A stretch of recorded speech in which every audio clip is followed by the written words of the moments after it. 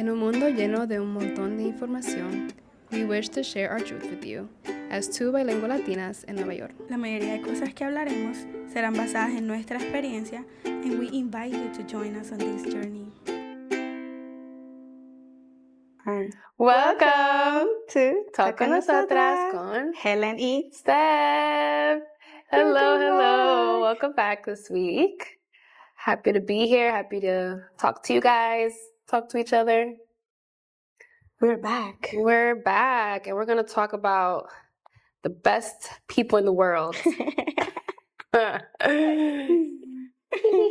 What a good thing to be a woman. Yes, what a good thing. What a great thing.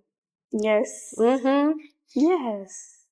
When you were growing up, did you have like an influential woman, someone that you looked up to, role model? Yes. My mom, of course. She was always like a hard worker, and I always remember like she would always like work really hard. She would make like turns like at night during the day. She would sleep, but she always had time for us. And I remember like us going to the beach, going to the park, going rollerblade. She used to take me to gym classes, to the running ones. How do you call it? Track, because I was really good at running. Really? I didn't know that. Girl, and you're like, I don't want to do it. Sorry. Look at me.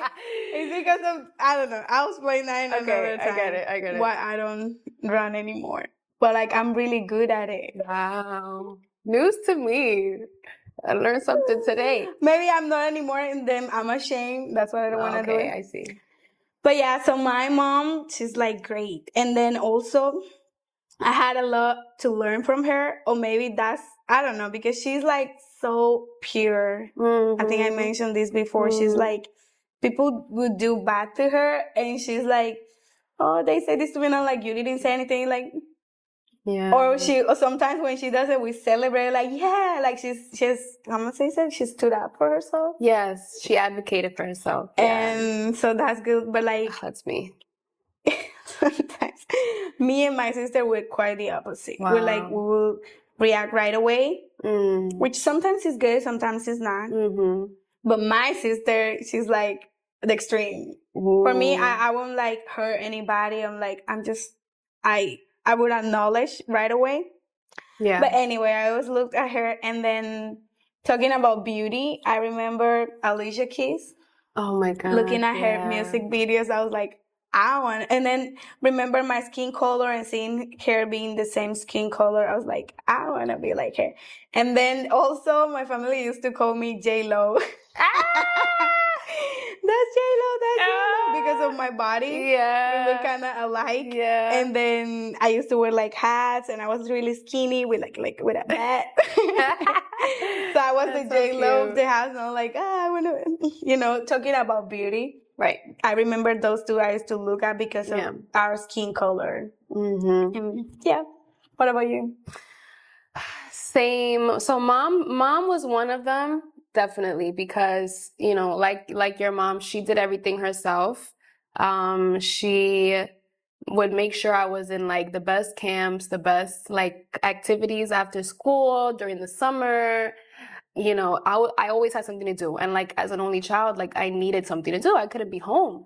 Yeah. She couldn't leave me there anyways. But so, she was always like, I could always count on her. She was always there. Always there. I used to like not like it when I was young because she wouldn't let me go places. Like even if it was like with family or, like close friends, like she wouldn't let me go because she had to be there. And if she wasn't there, it was enough. So I didn't appreciate that at the time, but I get it now. I'm her only kid. So definitely my mom.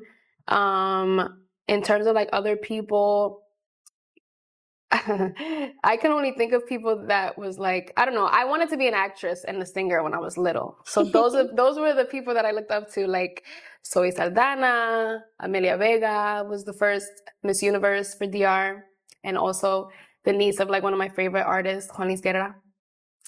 And who else? Amara La Negra. She was like the first. Do you know who that is?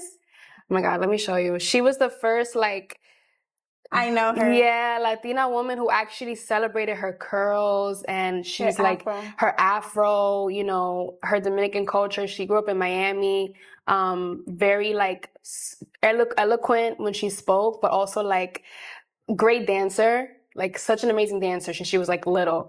So I loved, you know, just seeing that on TV and seeing that representation growing up. Yeah.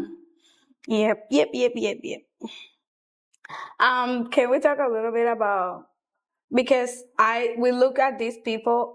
Well, I grew up, it's different my story because I grew up in Colombia. Right. But then you mentioned Miss Universe, is that Miss Universe? Miss Universe, yeah. And then all these women that they sent from Colombia, they were like... Oh, talk about that. I think I know what you're going to say. There was only like one or two dark skin color, but they always want to show like, no, that's not Colombia. This is Colombia. And they show a bunch of white straight hair. All the time. That's true. All the time. All the time. Right? And you guys win a lot, but it's literally one or two, like she's either like brunette, dark hair, but like maybe your color, like the darkest, maybe. Yes, exactly. Yeah. So it was kind of hard to look for, and my mom was light skinned. So in my family, I'm like La Oveja Negra. I'm the darkest one. Wow. Because of my dad side or from my great grandmother. But like, it was hard for me to look like people with my hair, my skin color, my body. Because none of my friends have my body. None of my friends have my hair. So I have to look like international. That's why I mentioned like Alicia Keys. That's why I mentioned J-Lo. Because, and I would watch their videos on MTV. It's like, but nationally, I didn't have anything. Yeah. That's true now that I think about it. Because like even in novelas and I mean those, I feel like that's the top place you're not going to see what the culture actually looks like. Yeah. You know? I'm trying to think. Betty La Fea, tampoco. No, and that was a really popular one. Yes. So yeah, going back to the present, I'm liking it now, how we'll embrace, like, let's use ourselves as an example. Yeah. It's like, there is not that many people. I mean, it's better now, but I remember me being one of the first one, like, letting my hair grow. That was like, I don't know, like 8 years ago. Wow. Almost. Go back to our hair episode, by the way. We went into depth about that. So that's like a little achievement? Yes. For me as a woman.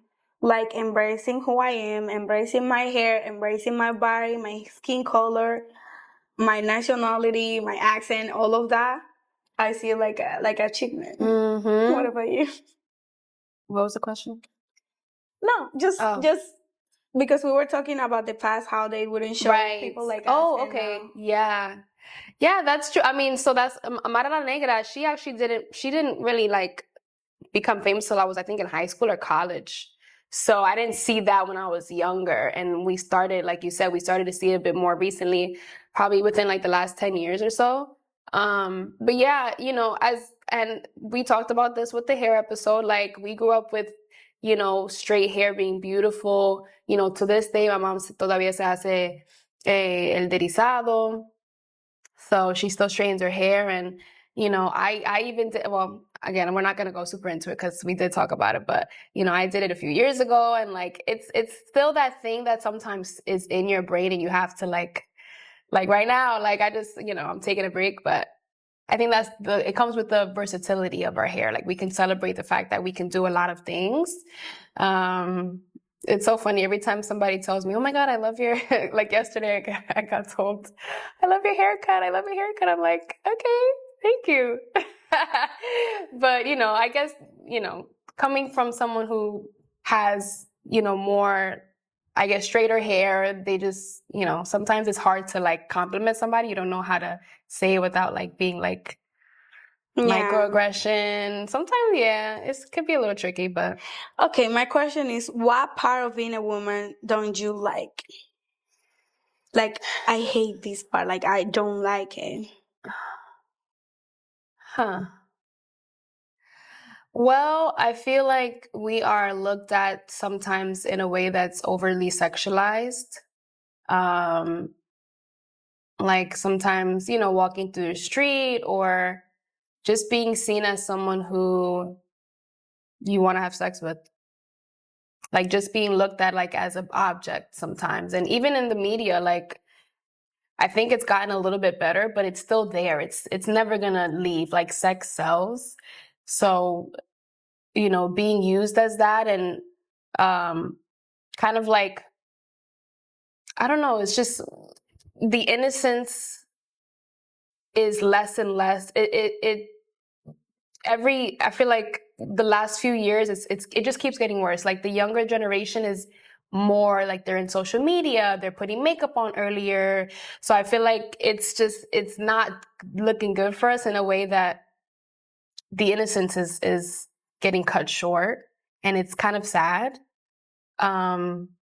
That and like, I mean, I was gonna say like getting your period every month, but I feel like that because everyone says that it's not something that we like. It hurts, but I see the beauty in it because it shows the power that we have. The fact that we take that every single month for like 45, 50 years of our life. We bring life into this world. Without it, we can't bring life into the world. Mm-hmm. So yeah, I would say like the over sexualization of women is my main like dislike. Yeah, I don't like it either. And here's a little bit more like subtle, but in my country, I remember being like when I was like 15, and Wow. older guys on the street saying things Yeah. about me and my body. Me, a kid. It puts things in your brain. It and you does. start I thinking about remember stuff. that I wouldn't wear leggings Yeah. at all. Here, it's crazy. Here in these countries, when I started wearing like leggings, like gym leggings. Mm-hmm. And if I were in Colombia, I will put like a sweater around my waist to See. cover my butt. Yeah. That's when I realized what type of body I had. Wow. It's crazy. And I don't hide it anymore. I God don't gave it hide to it you. I anymore. mean, what can we do? Like, It's take it. yeah, like, I mean, listen. But yeah, Just don't say anything. I agree with you in the part of like the sexual part. Yeah. And when a person doesn't have like this good body, they're just like, why? Just because it's crazy because we have so much to give more than a body. I know. And then That's there is another this thing. Yeah. like beauty privilege. Yes, pretty privilege. Pretty privilege. It's like some people don't have it, and then they're not interested anymore in you because you don't have the features that they like, or the world shows, or you don't look like a Kardashian, etc. That's in friendships too. It's not even in just relationships. Yeah. Because it gives you that like access, and people want to be around, more attractive people, which I can see that. But then it's like it can be a little shallow. Yeah, I remember that there was this girl in my school that she was like the popular because she was pretty. But then you get to know her and she was mean. She was like, I was like, I don't want this. Just because she's pretty. Yeah. No thanks. And she got away with so many things. I'm like, It exists. It's and real. now that doesn't work for her anymore, and she kind of doesn't have friends because society has been changing. Yeah, it's what you put out. You can't be pretty and ugly, like in both ways. Yeah. It doesn't work. Yeah, I agree. But yeah, that's part of like being a woman. Who also I like to think in the present. So I already mentioned my mom. I already mentioned these beauty standards that I like to look at because they kind of represent me.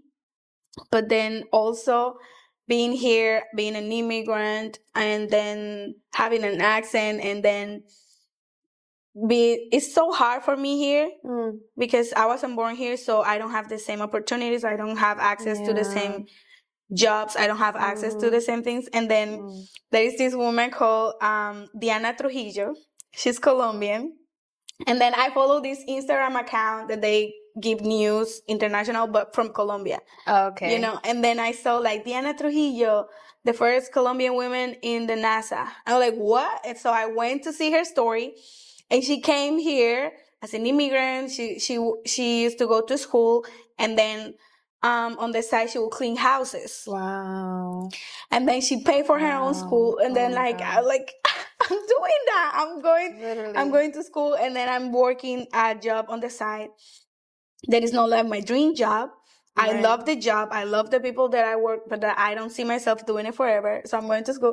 I'm like, I want to be like her. She's in the NASA. It's not, I don't want to be in the NASA. Yeah. That's not my thing. Right. But I have dreams that I want like achieve. You can get there, yeah. And that this country tells me like, you know, what do you mean? You're not from here. They make it so difficult for international And I'm like, but she people. made it. She's Colombian. And we have so many things in common. And I'm like, okay, I love this. So please Google her up, Diana Trujillo, and now she's working. She's currently leads the engineering team at GPL, responsible for the robotic arm for the Perseverance rover. Oh my god! So that's like, I'm like, yes, this is the type. Yes, this is the type of things that we should like highlight. Yeah. And I look at her and I'm like, I'm trying to be like her too. And physically, we look super different because she's the type of Colombian that is light skinned. Oh, okay. Well, but that doesn't have anything to do. Okay, yeah. I like to see her for who she can offer, you know, like her brain. Exactly. Her perseverance, her character, her hard work, her character. I love them. That's awesome. That reminds me of a quote that I really like. It's by Jamie Escalante, and it says, "One of the greatest things you have in life is that no one has the authority to tell you what you want to be. You're the one who will decide what you want to be. Respect yourself and respect the integrity of others. The greatest thing you have is your self-image, a positive opinion of yourself. You must never let anyone take it from you." Yeah. We didn't have that before. Women didn't have that before. That freedom. Yeah, that individuality, that authenticity, right? I love it. I love that quote. Nobody can tell you. Mm-hmm. Yeah. Let's talk a little bit about the role of women in various cultural traditions and practices. Let's do it. I mean, yeah, I think, you know, as Latina women, you know, as coming from the Dominican tradition and background, you know, there's a lot of things that we pride ourselves in, you know, and I think you can relate to these as well, just being some people that are hardworking. I feel like I've heard from different parts of my family that, like, you know, we don't care what job it is, like, we're gonna get up really early in the morning and, like, you know, whatever that job is, it could be cleaning, it could be cooking, it could be, you know, teaching, it could be being a nanny, like, it doesn't matter what it is, but, like, we have to provide. And I think regardless of, you know, if we're a single mom, if we do have the, you know, the privilege of having a husband, like, that doesn't matter, like, we're gonna work. It is a privilege now to have yeah. And a good one. And a good one. I know, because you know, you can settle, but that's another conversation. Yeah. But I think just having the freedom to work and, you know, to show that work ethic, because I feel like we've kind of been losing that. I don't know if you see that, like, work ethic nowadays is not the same as it used to be. And I mean, I hear it from my mom all the time, you know. So that, and I think Latina women also have this sense of confidence that's, like, super, like no ifs, ands, or buts. Like, you're gonna listen to what I have to say. You know, I don't care if you like it or not. You know, and so that's something that I really admire. Like, my mom is, like, she's the type that, like, sometimes she has to hold herself back because she doesn't want to hurt your feelings. And I'm trying to like get to that point, but like, yeah. It's a wonderful quality to have, you know, because you got to stick up for yourself. You got to be your own advocate, because no one's going to really defend you, right? Other than you, like, so, those are two things that I really like, about our cultures. What else? Let me see. Yeah. I like to look at these other cultures, like mostly, us, Right. but indigenous and the African ones, which we come from. Right. Because so you go to Africa and then you always see the tribes, the mom is always with the baby, Right. holding the baby, and they're in groups and they're feeding the babies, growing them, and once they're like big enough, if it's a boy, it'll go with the man from the tribe, and then the girl will stay, and she'll learn to cook, she'll learn to be a mother, Same with the indigenous. Like, I don't know if you've seen, there's been like migration from some of them Right. here, and then you see them on the train, and then they carry the baby on their backs, or in the with like a sabana. See, I don't know how they do that. I don't know how. Oh my God, that's so true. I see that every day, and I'm just like, I know you're in pain, or are you used to it? Yeah. So it's like, that's like, I don't even know what to say. It's like great, because that's what a mom is, If we go to those, and I don't feel, because some people don't like that idea of women like having a baby and having to be, and I'm like, I love that idea. I love that idea that like bonding. I have a baby, I gave birth to it, and then you're mine and you're gonna be next to me as long as we can do it. And I can't wait for that. I know, and I know men can do that. It's not the same. No. It's not the same, and there are good parents there, but the bond that you have with the mom, just because, when that starts when you start nursing the baby, right? That connection starts there, and that dad cannot do It's that. not when you give birth. No, it's the nurturing part. Yeah. Oh, that makes sense. So we are great, and then produce the baby's food with your own body.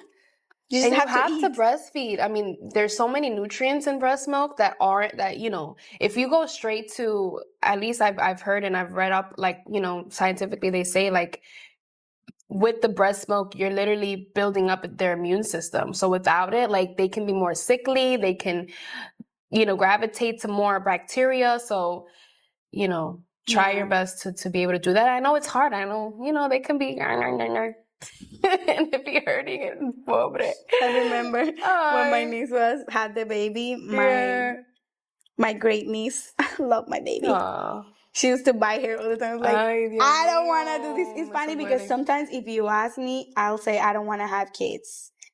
I will give that decision to my husband. Yeah. But in the bond, you never know. Yeah. I have, like, that comes with you. It's inside of me. Yeah. Like, literally. And I want to read this quote that says, whatever you give a woman, she'll make it greater. If you give her sperm, she'll give you a baby. If you give her a house, she'll give you a home. If you give her groceries, she'll give you a meal. If you give her a smile, she'll give you her heart. She multiplies and enlarges what is given to her. This is by William Golding. It's like, and that was a man who said that, so he appreciates his woman. Show this episode to your boyfriend, to your male friends, and if they don't agree with this, let them go, babe. Yes, because there is no better thing than a man that praise a woman. It's like, yes, we are whatever we're saying, and if a man doesn't, it's a no for me, dog. It's a no. Right? Yeah. You know what? To make it like even, we're gonna make an episode based on what a good thing to be a man, right? We should. We can. Yeah. Because the point of this is not like discredit men. No. We're just it's empowerment. Yes. Woman empowerment. You got to do that. But yeah. Okay, so we want to get a little frisky. We're going to debunk some myths and misconceptions that we hear or that some people may believe. So we asked Instagram, we put some phrases up on our stories to see what people thought, if it was true or if it was false. So we have a few that we want to share with you guys, and let's see what people chose. Yeah. You want to go first? Yeah. So the ones that thank you for the people who answer on our Yes, Instagrams. thank you. The ones that I shared on my Instagram was, the first one was, women are not as physically strong as men. I agree with this. Yeah. We are not. I mean, depending, because if you stand up next to a five guy, 5 foot. yeah, you can. Sorry. But in general, men are stronger than us. Yeah. And I'm okay with that. I'm like, I love that. Thank you. Pick me up. Carry me. I know. Yeah, I agree. I think it's so biologically, like I like to say that because it's like scientifically that's true. They have more muscle, they're born with just more. Yeah. Their bones are heavier. Exactly. And solid. Exactly. Yeah. But we can do the same things they can do, I think. Yeah. With enough training. Yeah. So I saw some answers. Like most of the answers was like. What was the percentage? Did you check the percentage? It was like 70%. 70% agree with this. Okay. And then that their men are physically okay. Yes. And then some people say that it's not true. Right. Which I have a friend that she's very like, yes. I could kick your She just butt. wanna keep the contrary. That's it. I get it. No, I get it. But yeah. And then the second one that I put, it was women are too emotional to make rational decisions.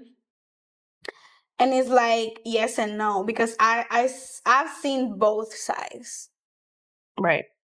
Because for me, myself, sometimes my emotions want to get on the way. Me I too. don't let them. That's good. But I see people that they let the emotions like take decisions and then revolve around dictate everything. Yeah. So it's like, I feel like that's 50-50. What did they say? They say it was like 50-50. But like it was more towards where we can make decisions. Okay. Whatever. What do you think about that? Well, I think, yeah, I've seen both sides as well. I've seen, I mean, the Bible talks about how that we shouldn't do that, right? That it's faith over feelings. But, we are emotional beings at the same time. God did make these emotions for a reason. So it's fine to feel them, but like, try not to act on them. I'm a very emotionally led person, but God is working on me with that. But I never seen you react. I react with my personal life. Like if I'm like when I have things to do and I rather, just not do them because I want to be comfortable. Like that's where my feelings kind of lead my decision. Yeah. That's where I like. So some of the phrases that I had were, women are better suited in the classroom as teachers than men. So I came from an educator background, so I was like, let me see what people think about that. And it was so 56% said it was false. 44% said it was true. I think it's false, but I see where, personally, I think we do have a more gentle touch when it comes to dealing with like the emotions of our students. And, we're a little bit more empathetic, I think, than men. But I think we both belong in the classroom. Because just as, a girl student might connect with a girl, like a woman teacher, I think I do see, and I have seen a lot of the male students connect more with male teachers. So, and statistically you see that in schools, like you do see a lot more. There's not as many male teachers, but we do need it. We do need it. Yeah. And what was the other And one? then the second one was, men are better suited in leadership roles due to their levels of ambition over women. So I'm glad most people said no. It was 80% false, and like 12% true. So yeah, like one person said that, and it was actually a female who said that. But I think I know who it is, because that person answered mine, so I was like, But you know what? Where this comes from? It comes from history. It comes from men being ambitious, but like going over and destroying and getting anything just to get what they want. You know, we go to that's true. Hitler, we go to these presidents, yeah, that's very true. We see slavery, all of that. They don't come from women. It's all from male figures, yeah. That brutality. Yeah. That like dog world, like you see it a lot more. And they call it ambition, and that's not ambition to me. Like if I have to step on people and destroy, I won't take it. And then that's when the emotional part comes. From the male standpoint, right? Or from us. So when you sorry. What I'm trying to say is not all men are like that. But like when they try to step in and they're like, no, we have to make decisions. It doesn't matter if we have to fire people. It doesn't matter if we have to. And then women are like, no, we can think about it. We can find another way. It might take more time. So that's when they tell us that we put our feelings before anything. It's like, yeah, why not? I'm not going to step on other people just to get what I want. That's true. That's not the ambition that I want. Right. That's how there's levels to it. Yeah. Yeah. And then, you already mentioned that the one of the parts that you don't like about being a woman is having your period.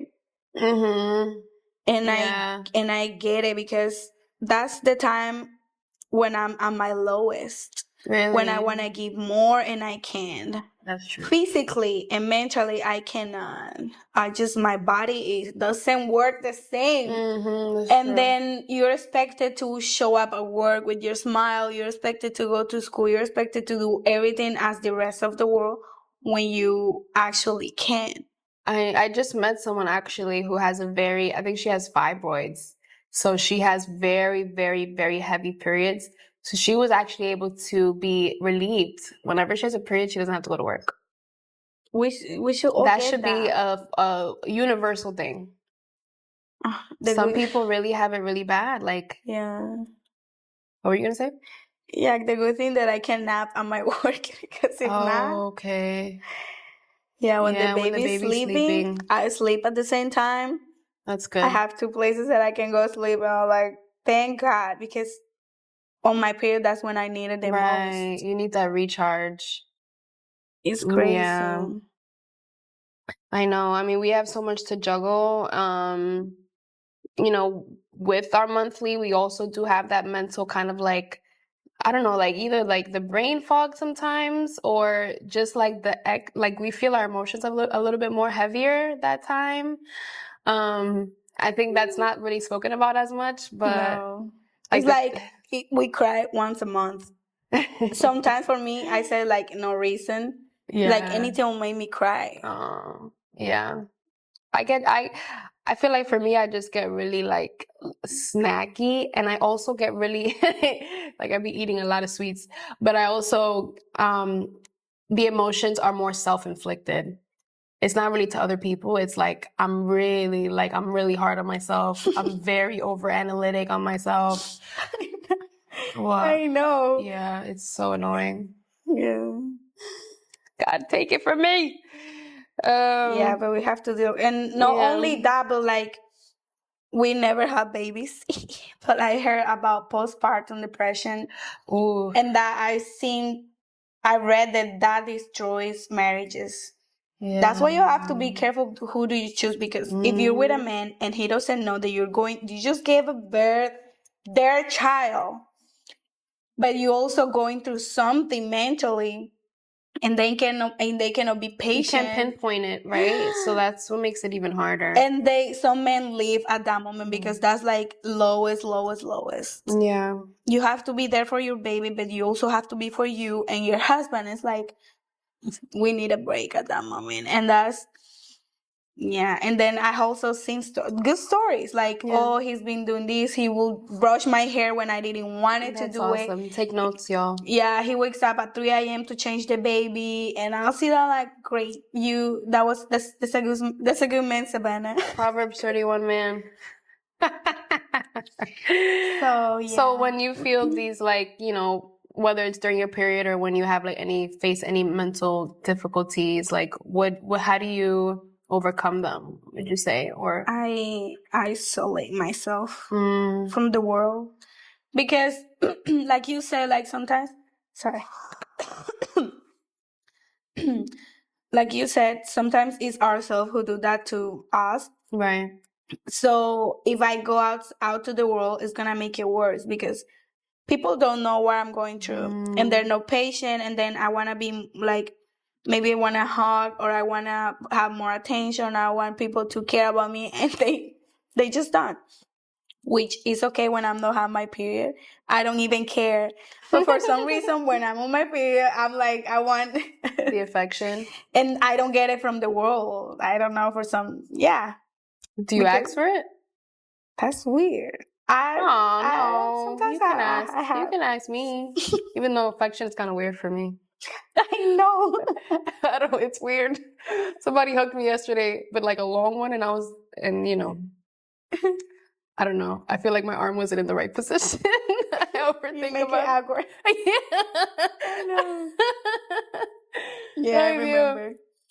But yeah, so I prefer just to be at home. I'll watch movies. I'll call my mom. I'll call my friends.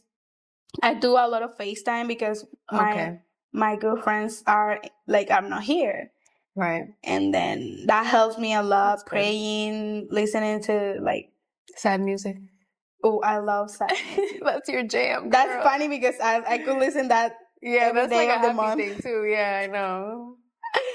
I'm like, how do you say bohemian? Like when you Bohemian? What? like, there's a word for that. Oh. When you like sad stuff, but they don't make you sad. I love sad Look that music. up. I love sad movies. Oh, and yeah. they like, they're good for me. I love crying.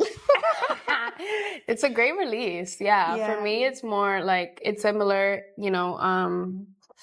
the music. I'm a more I think it's the only child thing. I'm also just like, I self-soothe too, but sometimes I need other people. So I feel like I've grown better to kind of like I talk to you about sometimes when I'm having a hard time. I talk to my mom now more about it, and she's actually really good at talking to me about it and kind of like bringing me back to like a good level. Yeah. It's really nice to see that like change. The older you get, the more you're able to talk to your parents. Yeah.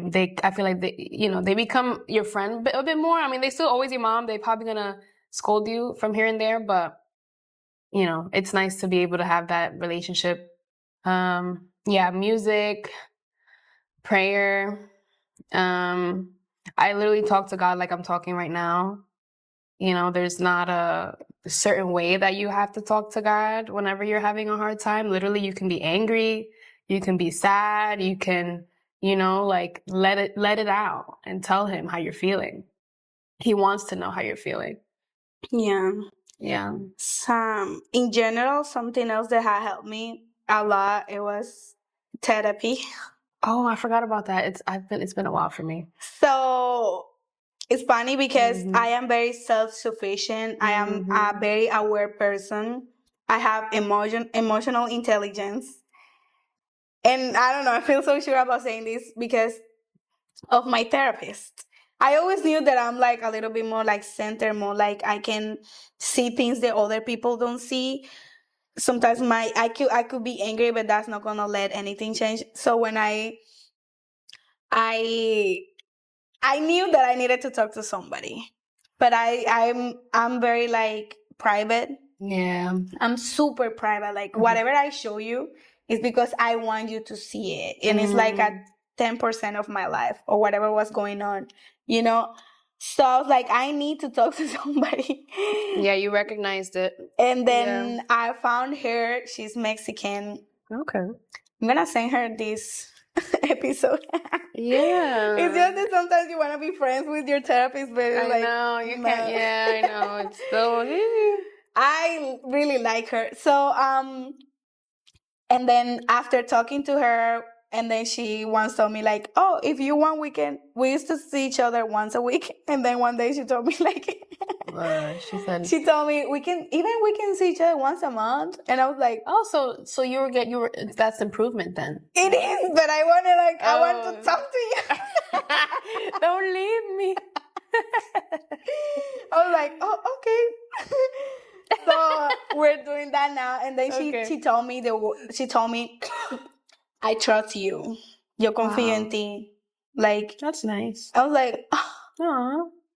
And that's why I'm like, okay, I like it. I like this. I like this about myself. And I want to embrace it.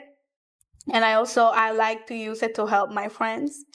Because even on the dating, we've been talking a lot about dating. Gosh.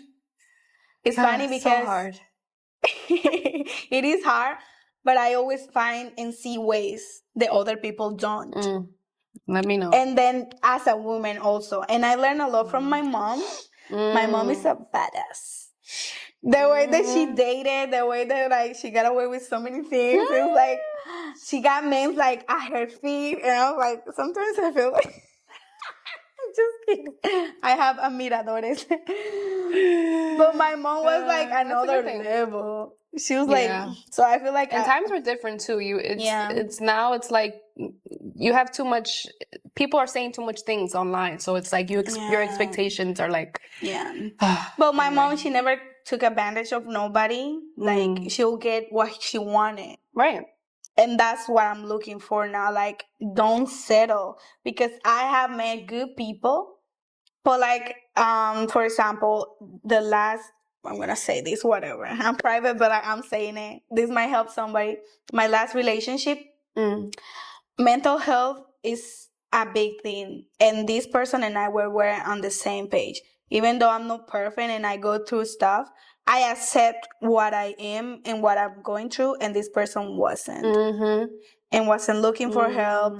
And it's like we were at good. Point, we were good for each other, but not in this. No, not anymore. And it's like I'm not gonna take the 80% and ignore a 20%. No, because the 20% can become a 50, can become a 60 if you continue to allow it.